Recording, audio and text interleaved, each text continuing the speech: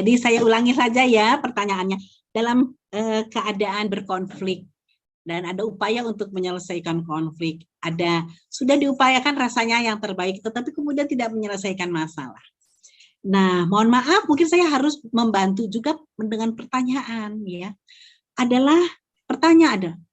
Persoalannya sudah disadari secara objektif tidak oleh bersama. Nah, tanya dulu diri kita kembali itu, apakah inti permasalahan itu sudah disepakati bersama, itu yang menjadi masalah atau belum?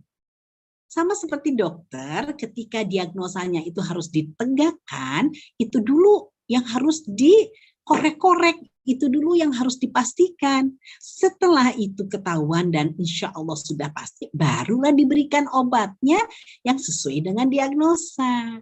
Nah, begitu juga dalam konflik. Ketika konflik itu ada, apakah pasangan suami istri itu sudah menyepakati memang itu masalahnya? Ya, kalau itu sudah jelas, ya insya Allah dibicarakan. Itu salah satu yang menjadi penyebab kenapa konflik nggak selesai, karena menyelesaikan sesuatu yang sebetulnya bukan inti masalah. Ya, bagaimana caranya? Biasanya akan sangat efektif ketika kita tidak bersikap seperti hakim di awal langkah solusi. Karena apa? Kalau kita sudah bersikap seperti hakim di awal solusi, apa yang terjadi adalah pasangan kita akan bersikap defensif atau membela diri. Jadi masalahnya nggak dibahas sebetulnya, tetapi yang ada adalah pembelaan diri. Jadi saran saya, ketika kita ada konflik, duduk berdua, ya insya Allah. Ini Kak Tasya ini sudah menikah atau masih dalam rangka mencari imam ini? Dalam rangka mencari imam, Ustazah. Amin. Mudah-mudahan Allah dipertemukan dengan niat mengikuti training ini saja, insya Allah itu sudah merupakan suatu amalan yang luar biasa. Saya doakan mudah-mudahan bertemu dengan imam yang soleh ya. Amin. Amin ya Rabbal Alamin. Masya Allah. Jadi kalau dalam ada konflik misalnya, sepakati dulu bersama. Ayo, saya pikir kita ada persoalan. Apa sih yang jadi persoalannya? Bicarakan dulu berdua. Sepakati, oke betul.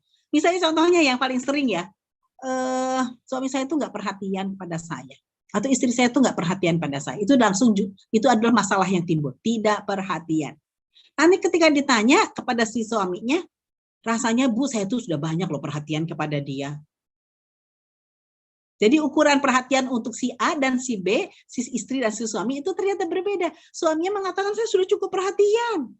Kata si istri, saya tuh nggak pernah dapat perhatian yang cukup Bu dari suami saya. Jadi berarti ukuran tentang perhatian itu disepakati dulu. Jadi jangan khawatir, konflik itu selalu ada. Nggak jadi masalah, konflik itu ada kok dalam kehidupan kita. Saya punya nggak konflik? Ada. Ya. Bang Hanif punya nggak konflik? Ada. Saya rasa setiap orang pasti punya konflik. Tapi bagaimana kita menyikapinya? Jadi pertama ya, saran saya ketika ada konflik dan tampaknya itu tidak dapat diselesaikan, sepakati dulu masalahnya itu apa. Diagnosa dulu apa yang menjadi inti masalah. Setelah itu baru kemudian kita beberkan faktanya. Ketika seseorang berkata begini, saya merasa bahwa ucapan yang kamu sampaikan itu tidak didukung oleh fakta. Bedakan dengan kalimat ini. Kamu itu nuduh saya loh. Mana yang kemungkinan solusi akan lebih mudah dicapai? Ungkapan yang pertama atau ungkapan yang kedua? Ketika kita mengatakan sesuatu itu, saya mendengar kemarin kamu mengatakan ini tentang saya. Yang keduanya, kemarin tuh kamu nuduh saya loh. Biasanya yang pertama akan lebih membuahkan informasi untuk ditegakkanlah diagnosa daripada yang kedua. Intinya begitu ya Mbak Kak Tasya ya, bahwa dalam menyelesaikan konflik, cari dulu inti masalah yang disepakati dan disepakati bersama, difahami bersama. Setelah itu baru kemudian kita cari kenapa itu bisa sampai terjadi. Dan kemudian langkahnya biasanya akan mengikuti begitu saja.